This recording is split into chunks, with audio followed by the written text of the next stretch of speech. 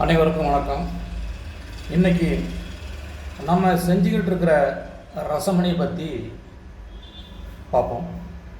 நம்ம செஞ்சுருக்கிற ரசமணியில் ஜோதிமணி, தாரகைமணி, வல்லபமணி, பேதனமணி, வஜ்ரமணி, மதனமணி, ஞானமணி, சொர்வ குளிகை மணி, சுரபி குளிகை மணி, சித்த ரசமணி, நவநீத ரசமணி, தொடுப்பு ரசமணி, சிராவண ரசமணி, சுத்த ரசமணி, நின்மல ரசமணி, அட்சய ரசமணி, இந்திர ரசமணி, இப்படி நிறைய ரசமணி நம்ம செஞ்சுக்கிட்டு இருக்கோம்.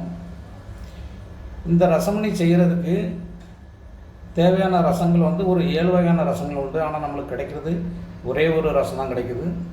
அதுவும் ஒரு 8 வகையான தோஷத்தோடு தான் கிடைக்குது. அந்த 8 வகையான தோஷத்தை முறைப்படி மூலிகையால் நீக்கணும். அப்படி நீக்கிட்டு அதுக்கப்புறமும் அதில் ஒரு 7 வகையான சட்டைகள் அப்படிங்கிற சில விஷம், அதாவது தோஷம் இருக்குது.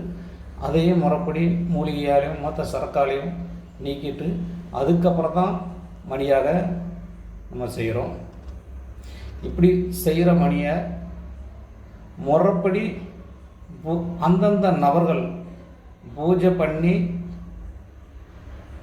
எடுத்துக்கிட்டால் தான் அவங்களோட எண்ணங்களுக்கு தகுந்த மாதிரி மணி வேலை செய்யும். நன்றி.